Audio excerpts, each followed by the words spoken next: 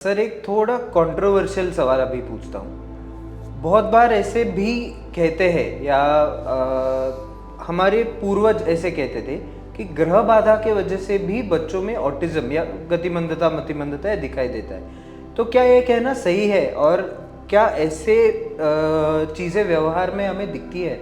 ऐसा होता है, लोगों को ग्रह बाधा यानी कुछ तो अंधश्रद्धा वगैरह ऐसा लगता है। ऐसी बात नहीं है। ग्रह बाधाओं के जो लक्षण है ना, वो ब्रेन के ऊपर एक्ट होने वाले फंगस, ब्रेन के ऊपर एक्ट होने वाले बैक्टीरिया और ब्रेन के ऊपर एक्ट होने वाले वायरस, इनका वो वर्णन है। लेकिन हमारा नज़रिया अलग है, हमारी परिभाषा अलग है, हमारा शास्त्र अलग है। तो आधुनिक शास्त्र के हिसाब से अगर आप ये देख रहे हैं तो आपको लगेगा कि ये अंधश्रद्धा है। अभी देखो, गर्भिणी अगर रहती है या कोई भी आदमी रहता है तो उसमें लाल रंग के कपड़े नहीं पहनने, ऐसा बताया। यानी गर्भपात किसका होता है, स्राव किसका होता है। तो रक्तम निवसनम स्वभ्रुपेक्षा मध्यमामिशम उत्तान शयनम यच्च स्त्रियों नित्यची तत्त्यजेत, ऐसा बताया।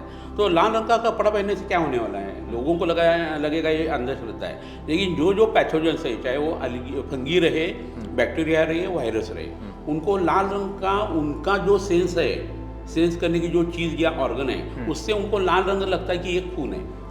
तो बाकी जगह जो सफ़ेद कपड़े पहने हुए लोगों के पास वो पैथोजन जाएगा नहीं, वो आपकी तरफ आएगा, आपका वायरल लोड बढ़ेगा, बैक्टीरियल लोड बढ़ेगा और उसकी वजह से आप बीमार हो जाएगी। तो गर्भिणी ने अगर ऐसा कर दिया तो उसका गर्भपात और स्राव तय है। इसलिए ये चीज़ें नहीं करनी, ऐसा होता है। तो इसके पीछे साइंस है भी। आप ऐसा नहीं कर सकते कि ये अंधश्रद्धा है।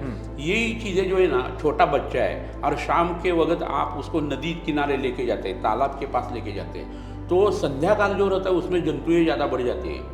मंतर नाम के जंतु जो है ना, वो उस वक्त बढ़ जाते हैं। उसका अटैक आपके ऊपर होगा नहीं। आपकी शरीर की अभी इम्यूनिटी अच्छी है, 40 बरस के है आप, लेकिन वो बच्चा 3 बरस के अंदर का है और उसके शरीर में लो हेटाइल टिश्यू भरपूर है, तो वो अटैक कर देती है और उसको इन्फेक्शन हो जाता है। और वो अगर ब्रेन से ताल्लुक़ रखता है तो वो टेढ़ा मेढ़ा देखता है, डाइवर्जिंग स्पिरिट आ जाती है, मुंह से लार आ जाती है, फीट आना शुरू हो जाता है, अलग अलग बकना शुरू कर देता है। तो that thing is related with pathogens only. ये आयुर्वेद की सोच है। इसलिए आपका घर कहाँ बांधा हुआ है, शमशान के ऊपर है या नहीं, आपने उदक शांत किए है नहीं, या आपने वास्तु शांत किए नहीं, ये सब चीज़ें मायने रखती है।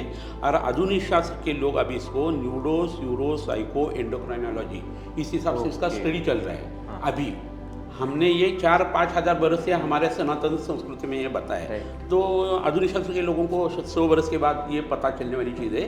तो it is better to take allopathic and ayurvedic opinion every time और एवरी पेशेंट, ऐसा हम कर सकते हैं। तो मतलब ग्रह बाधा, इसका अगर सिंपल वे में विचार करना है तो ये पैथोजेंस, वायरस, फंगस, ये सब कैटेगरी ग्रह बाधा के अंदर आ जाती है।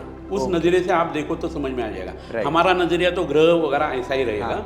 आधुनिक शास्त्र के लोग को अगर समझ लेना ये आयुर्वेद का, वो अगर अभ्यास करते हैं तो आप थोड़ा संस्कृत सीखे, मूल ग्रंथ पढ़े और अच्छे वैद्य के पास जाकर आप उसका परिभाषा की जानकारी जो है वो लेते जाए, तो आपको आयुर्वेद अलग दिखेगा। और ये हमारी परंपरा है आयुर्वेद। हम जो प्रतिज्ञा बोलते हैं उसमें बोलते हैं भारत माझा देश है, सारे भारतीय माझे बांधव आहेत, त्या परंपरांचा आम्हाला अभिमान है। तो कहाँ है अभिमान? हम पढ़ते भी नहीं और सिर्फ ब्लेम करते रहते हैं। तो आपको आयुर्वेद को जानना है तो आपके सनातन संस्कृति को जानना है, संस्कृत को थोड़ा पढ़ लो और अच्छे डॉक्टरों से, वैद्य लोगों से मशवरा करो।